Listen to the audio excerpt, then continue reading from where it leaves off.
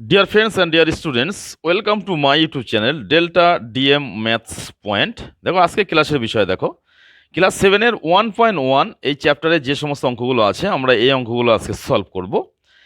তবে অঙ্ক শুরু করার আগে একটা অনুরোধ জানাচ্ছি, ভিডিওটা পুরো দেখবে, তাহলে কিন্তু অঙ্ক সম্পর্কে একটা জ্ঞান তুমি অর্জন করতে পারবে। মাঝখান থেকে কাট আউট করে দেখলে কিন্তু মোবাইলে সেই খেলা করার সমান বা গান শোনার সমান হয়ে যাবে। অঙ্ক সঠিকভাবে শিখতে গেলে পুরোপুরি ভিডিওটা সঠিকভাবে সময় দিয়ে মনোযোগ সহকারে দেখতে হবে। তো যাই হোক, দেখো অঙ্কে চলে আসছি। সিতারা বেগমের ফলের দোকানে 60টি পেয়ারা ছিল। তিনি তার মোট পেয়ারার 1/4 অংশ বিক্রি করলেন। তার কাছে আর কতগুলি পেয়ারা পড়ে রইল সেটা আমাদের হিসাব করতে হবে। তাহলে আমরা অঙ্কটা কিভাবে সলভ করব? তাহলে কটা পেয়ারা ছিল? পেয়ারা ছিল কটা? 60টা পেয়ারা ছিল। তাই প্রথমে আমি ওটা লিখে নেব। পেয়ারা ছিল সমান 60টি। তিনি কটা পেয়ারা বিক্রি করেছেন? 1/4 অংশ পেয়ারা বিক্রি করার পরে তার কাছে কতগুলি পেয়ারা আছে। তাহলে পেয়ারা বিক্রি করেছেন কতটা সেটা দেখবো আগে। পেয়ারা বিক্রি করেছেন, এভাবে ল্যাঙ্গুয়েজ লিখে কিন্তু অঙ্কগুলো করতে হবে।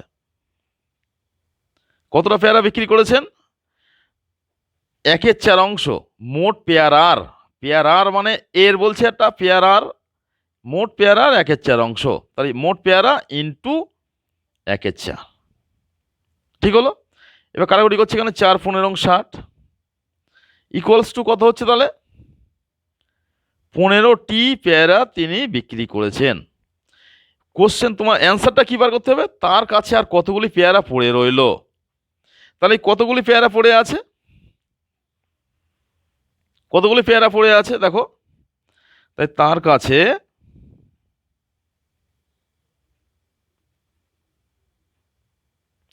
পেয়ারা পড়ে আছে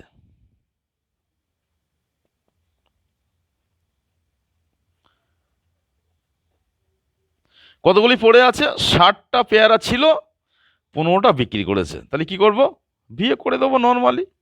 কত হবে? 5 আর কত হলে 10, 5 আর 5 হলে 10, হাতে 1, 2 আর 2 হলো, 2 আর কত হলে 6, 4। তাহলে 45টি পেয়ারা তার কাছে কিন্তু পড়ে আছে। তাই দেখো কত সহজ পদ্ধতিতে অঙ্কটা সলভ করলাম। তাহলে এর দেখো আমি এরপরে 2 দাগের অঙ্কে চলে আসছি। পরবর্তী অঙ্কটা কি আছে ফলো করো। তো পরবর্তী অঙ্কটা শুরু করার আগে একটা অনুরোধ জানাবো, যদি মনে করো অঙ্ক থেকে কিছু শিখলে, এই ভিডিও থেকে কিছু শিখেছো, অঙ্কটা বুঝতে পেরেছো, তাহলে এই ভিডিওটাকে লাইক দিয়ে চ্যানেলটাকে সাবস্ক্রাইব করে ডান দিকে বেল আইকনটি প্রেস করবে এবং অল বাটনটি চাপলে কি হবে? আমি যখনই ক্লাস নেবো প্রথমেই কিন্তু তুমি ক্লাসটা পেয়ে যাবে এবং পরিচিত বন্ধু বান্ধবের মধ্যে ভিডিওটা শেয়ার করে দেবে। তো যাই হোক, দেখো 2 দাগের অঙ্কে চলে আসছি। 2 দাগের অঙ্কটা কি আছে দেখো। মা আমাকে 60 টাকার 5/6 অংশ এবং দাদাকে 45 টাকার 7/9 অংশ দিয়েছেন। মা কাকে বেশি টাকা দিয়েছেন সেটা আমাদেরকে বার করতে হবে। তাহলে মা আমাকে কত দিয়েছে? 60 টাকার 5/6 অংশ। তাহলে আমাকে কত দিয়েছে সেটাকে বার করব। আর দাদাকে কত দিয়েছে? 45 টাকার 7/9 অংশ দিয়েছে। তাহলে দাদাকে কত দিয়েছে সেটা বার করব। করে কারটা বেশি হচ্ছে হিসেব করবো, একদম সিম্পল বিষয়। তাহলে কীভাবে অঙ্কটা করছি একবার ফলো করো। হ্যাঁ, তাহলে অঙ্কটা কি আছে? তাহলে মা আমাকে কত দিয়েছেন? আমাকে দিয়েছেন তাহলে 60 ইন্টু 5/6। কারণ কি আছে অঙ্কটার মধ্যে, কি ছিল দেখো, বিষয়টা একটু ফলো করলে বুঝতে পারবে। এখানে ছিল মা আমাকে দিয়েছেন 60 টাকার 5/6 অংশ, দাদাকে দিয়েছেন 45 টাকা 7/9 অংশ। তাহলে কি করব? আমাকে কত দিয়েছেন? তাহলে মা আমাকে দিয়েছেন 60 টাকার 5/6, মানে 60 ইন্টু 5/6 হবে। কাটাকুটি করলে কত হচ্ছে? 6 10 60 সমান 5 10 50 টাকা। আর দাদাকে কত দিয়েছেন? 45 টাকা 7/9 অংশ। তাই 45 ইন্টু 7/9, তাই 45কে 9 দিয়ে কাটাকুটি করলে হবে 5 9 45 5। এখানে কত হচ্ছে? 5 7 35 টাকা। বিষয়টা ক্লিয়ার হলো? তাই 45 টাকা 7/9 অংশ বার করলাম। এখানে 60 টাকার 5/6 অংশ ছিল, আর 45 টাকা 7/9 অংশ দিয়েছেন। তাহলে কাকে বেশি দিয়েছেন? কত পেলাম? কোনটা পেয়েছি কত? এখানে পেয়েছি 50 টাকা, আর এখানে 35 টাকা। তাহলে মা আমাকে বেশি টাকা দিয়েছেন। দুটো ক্যালকুলেশন করে পেয়ে গেলাম। তাহলে অ্যান্সারটা কিন্তু নিচে অতএব সাইন দিয়ে অ্যান্সারটা লিখতে হবে। তাহলে মা আমাকে বেশি টাকা দিয়েছে, বেশি টাকা দিয়েছেন। দেখো আমরা পরবর্তী অঙ্কে চলে আসি। পরবর্তী অঙ্কটা 3-এর দাগ আমরা এখন সলভ করছি। ক্লাস 7 1.1 এর যে ল্যাঙ্গুয়েজ যুক্ত অঙ্কগুলো আছে সেই অঙ্কগুলো আমরা পরস্পর সলভ করছি। 3-এর দাগের অঙ্কে চলে আসছি। দেখো পরবর্তী অঙ্কটা কি আছে ফলো করো। গণেশবাবু 3 দিনে একটি কাজে যথাক্রমে 3-14, 4-7 ও 1-21 অংশ শেষ করেছেন। তিনি 3 দিনে মোট কত অংশ কাজ শেষ করেছেন ও এখনো কত অংশ কাজ বাকি আছে? 3 দিনে কতটা কাজ করেছেন সেটা বার করতে হবে এবং কতটা অংশ কাজ এখনো বাকি আছে সেটা আমাদের নির্ণয় করতে হবে। তাহলে আমরা কি করব, অঙ্কটা কিভাবে সলভ করছি দেখো। হ্যাঁ, তাহলে আমরা কি করব, ধরে নেব আমরা যে মোট কাজ কতটা সেটা আমাদের ধরে নিতে হবে। ধরি গণেশবাবুর মোট কাজ সমান 1 অংশ, এটা আমরা ধরে নিলাম। এবার 3 দিনে মোট কতটা কাজ করেছেন সেটা আমরা বার করব। 3 দিনে মোট কাজ করেছেন, তাই 3 দিনে টোটাল কতটা পরিমাণ কাজ করেছেন সেটা আমরা কি করব, যে অংশগুলো আছে সেই অংশগুলো পরস্পর যোগ করে নেব। 3 দিনে কতটা কাজ করেছেন, এখানে 3-14, 4-7 এবং 1-21 এই অংশ কাজ করেছেন। তো এইগুলো কি করব, যোগ করে নেব। তাই 3-14, 4-7 ও 1-21 এগুলো পরস্পর আমরা যোগ করে নেব। তাই 3-14 প্লাস 4-7 প্লাস 1-21 এই তিনটে সংখ্যা দেখো আরেকবার মিলিয়ে নিই। 3-14, 4-7 ও 1-21 এই তিনটে অংশ কিন্তু পরস্পর আমরা যোগ করে নেব। যোগ করার সিস্টেমটা কিন্তু ভালোভাবে জানতে হবে, এখানে একটা বিষয় কিন্তু জানার আছে। এই যোগ করার সিস্টেমটা ভালোভাবে জানলে কিন্তু তুমি অঙ্কটা সলভ করতে পারবে, না হলে কিন্তু অঙ্কটা সলভ হবে না। কিভাবে যোগ করছি দেখো, এখানে যে এটা লব বাই হর মানে আকারে আছে, তাহলে হরে যে সংখ্যাগুলো আছে সেইগুলোকে আমাদের লসাগু করতে হবে। তাই কিভাবে করব লসাগু, 14, 7, 21 এই তিনটে সংখ্যার আগে কিন্তু লসাগু করে নিতে হবে। 7 দিয়ে দিই, 7 × 14, 7 × 7, 3 × 7 = 21 আর কিন্তু যাচ্ছে না। তাহলে অ্যাকচুয়াল লসাগুটা কত মানে কত দাঁড়াচ্ছে, 7 × 14, 3 × 14 = 42। তাই লসাগুটা আমার এখানে দাঁড়াচ্ছে কত, 42। তাহলে এবার কি করতে হবে, এখানে একটা বড় দাগ দিয়ে এই 42 যেটা লসাগু হয়েছে সেটাকে হরে লিখতে হবে। এবার নিয়ম কি, লসাগুটাকে ভাগ করতে হবে এই হরটা দিয়ে, এই হর দিয়ে লসাগুটাকে ভাগ করতে হবে, যা হবে তার সাথে উপরের সংখ্যাটা গুণ করতে হবে। তাহলে 42কে 14 দিয়ে ভাগ করলে কত হয়, 3 × 14 = 42, 3 সেই 3কে উপরে গুণ হচ্ছে, 3 × 9 এই যোগ চিহ্ন এখানে আসছে। বিষয়টা কিন্তু ভালোভাবে বুঝবে, এই বিষয়টা কিন্তু অনেকে ভুল করে, বড় ক্লাস উঠলেও কিন্তু বিষয়টা ভুল হয়। এই ভগ্নাংশের যোগ বিয়োগটা কিন্তু অনেকে করতে পারে না। এবারে এই 42কে ভাগ করতে হবে 7 দিয়ে, যা হবে তার সাথে এই 4-এর গুণ করতে হবে। তাই 6 × 7 = 42, 6 হলো, 4 × 6 = 24, এখানে ক্লিয়ার বসে যাবে। প্লাস 42কে ভাগ করব 21 দিয়ে, 21 2 × 42 2, সেই 2টা গিয়ে 1-এর সাথে গুণ করলে 2 × 1 = 2। তাহলে ওপরের সংখ্যাগুলো ক্লিয়ার মানে ভাবে পেয়ে গেলাম। ইকুয়ালস টু কত হচ্ছে, এখানে তাই যোগ করতে হবে, 4 আর 2 6 আর 9, 15 5 হাতে 1 3, এখানে 3 বসে যাচ্ছে, নিচে কত হলো 42 আছে, এখানে বসিয়ে দেওয়া হলো। কাটাকুটি করলে কি হচ্ছে, 7 দিয়ে 5 × 7 = 35, এখানে 7 দিয়ে মানে কাটাকুটি করা মানে কি, অ্যাকচুয়াল ভাগ করা। একেও 7 দিয়ে ভাগ করছি, তাহলে একেও 7 দিয়ে ভাগ করতে হবে, দেখতে হবে দুটোকে একই সংখ্যা দিয়ে ভাগ করা যাচ্ছে কিনা। 7 দিয়ে ভাগ করলে 6 × 7 = 42, তাহলে অ্যাকচুয়াল সংখ্যাটা দাঁড়াচ্ছে কত, 5/6। এত অংশ কাজ কিন্তু গণেশবাবু কি করেছেন, 3 দিনে শেষ করেছেন।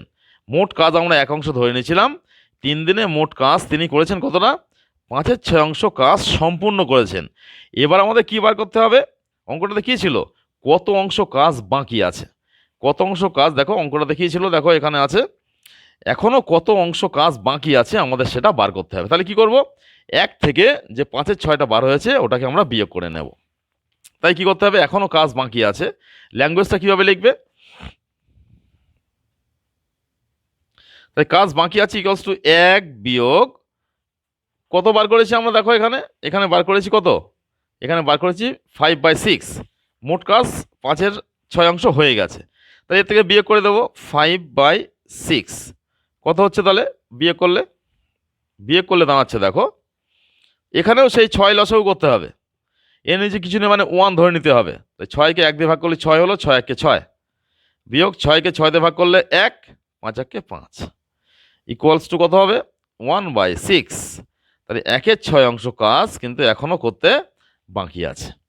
1/6 অংশ কাজ গণেশবাবু কি হচ্ছিল, এখানে বলছে এখনো কত অংশ কাজ করতে বাকি আছে, তাহলে এখনো 1/6 অংশ কাজ করতে বাকি আছে।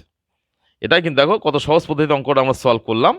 এরপরে দেখো আমি 4 দাগের অঙ্কে চলে আসছি। 4 দাগের অঙ্কটা কি আছে একটু ভালোভাবে ফলো করো।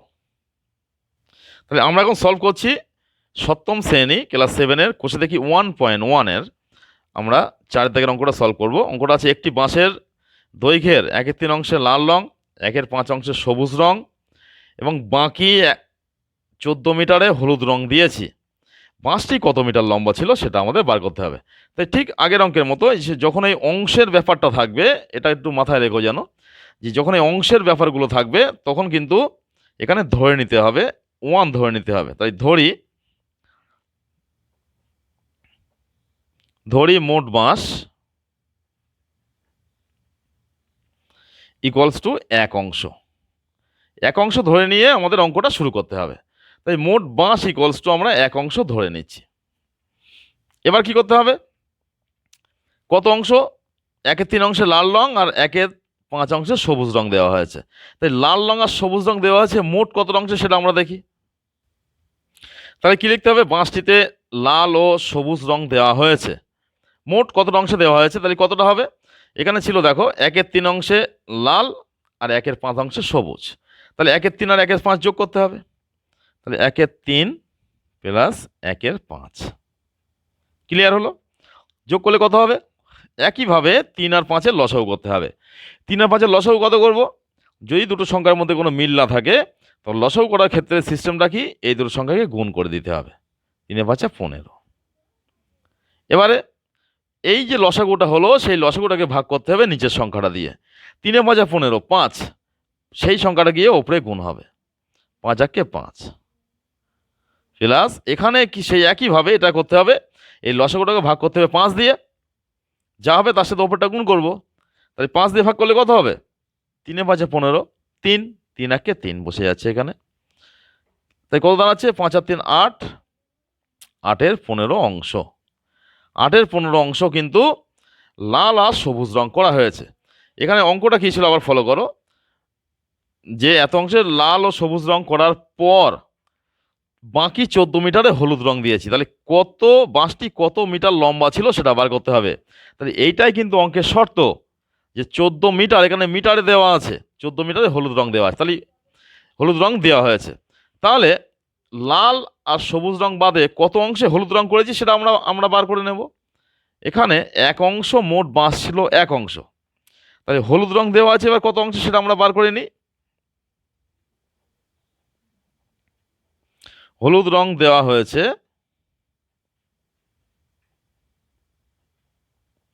কত অংশ দেওয়া হয়েছে, মোট বাঁশ ছিল 1 অংশ, তার থেকে লাল আর সবুজ রং দিয়েছি 8-এর 15 অংশ, তাই বাকিটাতে হলুদ রং নিশ্চয়ই। 1 থেকে বিয়োগ করে দিই, এর তলায় কিছু নেই মানে 1, তাহলে 1 আর 15 লসাগু কত হবে, 15 হবে। একই নিয়ম, এই লসাগুকে ভাগ করবে এটা দিয়ে, যা হবে তার সাথে ওপরটা গুণ হবে। তাই 15-কে 1 দিয়ে ভাগ করলে 15, 15 আর 15, 15-কে 15 দিয়ে ভাগ করতে হবে, যা হবে ওপরটার সাথে গুণ করতে হবে। 15-কে 15 দিয়ে ভাগ করলে কত হয়, 1, 8 আর 8, কত দাঁড়াচ্ছে তাহলে, বিয়োগ করলে 7-এর 15 অংশ, 7-এর 15 অংশ, ক্লিয়ার হলো।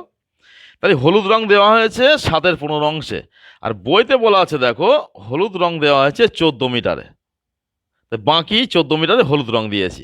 তাহলে কি হবে, শর্তানুসারে আমরা কি পাবো, এই 7-এর 15 অংশ সমান 14 মিটার। তাহলে কি পাচ্ছি, প্রশ্নানুসারে যেভাবে লিখে অঙ্কগুলো শেখানো হচ্ছে এইভাবে লিখেই কিন্তু অঙ্কগুলো তোমরা প্র্যাকটিস করবে এবং পরীক্ষার সময় করবে, তাহলে কিন্তু তুমি যেমন অঙ্কটা বুঝতে পারবে এবং যিনি খাতা দেখবেন তিনিও কিন্তু তোমার সম্পর্কে একটা জ্ঞান অর্জন, মানে একটা ধারণা তৈরি করবে যে তুমি অঙ্কটা সঠিকভাবে বুঝেই করেছো। তাহলে এই প্রশ্ন অনুসারে কী হবে, 7-এর 15 অংশ ইকুয়ালস টু কত, 14 মিটার, মানে 14, এখানে বা দিয়ে 1 অংশ, তাই মোট বাঁশের দৈর্ঘ্য চাওয়া হয়েছে। মোট বাঁশটা আমরা কত, মানে আমরা ধরেছিলাম কত, মোট বাঁশ সমান ধরেছিলাম 1 অংশ, তাই মোট বাঁশের 1 অংশ সমান কত, কত হবে 14, আর এটা 7-এর 15টা নিচে চলে আসছে। ক্যালকুলেশন করলে দাঁড়াচ্ছে 14 উপরে আছে, নিচে যেহেতু ভগ্নাংশ আছে এটা উল্টে যায়, গিয়ে 15টা উপরে যাবে আর 7টা নিচে থাকছে। 7 দিয়ে কাটাকুটি করলে 7 দুগুণ 14 ইকুয়ালস টু কত হলো? 15 দুগুণ 30, অর্থাৎ 30 মিটার। 30 এখানে যেহেতু 30 বার হলো, তাহলে কি আমাদের প্রশ্ন ছিল কি কি জিজ্ঞাসা করা হয়েছিল? তাই বাঁশটি কত মিটার লম্বা? তাহলে কি হবে দেখো, অতএব বাঁশটি 30 মিটার লম্বা। তাই দেখো কত সহজ পদ্ধতিতে অঙ্কটা সলভ করলাম। আমি পরবর্তী অঙ্কে চলে যাব, বা পরবর্তী ক্লাসে আমি বাকি অঙ্কগুলো সলভ করাবো। আজকের ক্লাসে 1 থেকে 4 পর্যন্ত সলভ করিয়েছি। যদি মনে করো কিছু শিখেছো ভিডিওটা থেকে, তাহলে ভিডিওটাকে লাইক দিয়ে চ্যানেলটাকে সাবস্ক্রাইব করে ডান দিকে বেল আইকনটি প্রেস করবে এবং অল বটনটি চাপবে এবং পরিচিত বন্ধু বান্ধবের মধ্যে শেয়ার করে দেবে, যদি এইভাবে সহজ পদ্ধতিতে সহজভাবে তুমি অঙ্ক শিখতে চাও এবং অন্যকে অঙ্ক শেখাতে চাও। তো যাই হোক, পরবর্তী ক্লাসে আমরা এই চ্যাপ্টারের বাকি অঙ্কগুলো নিয়ে সলভ করব।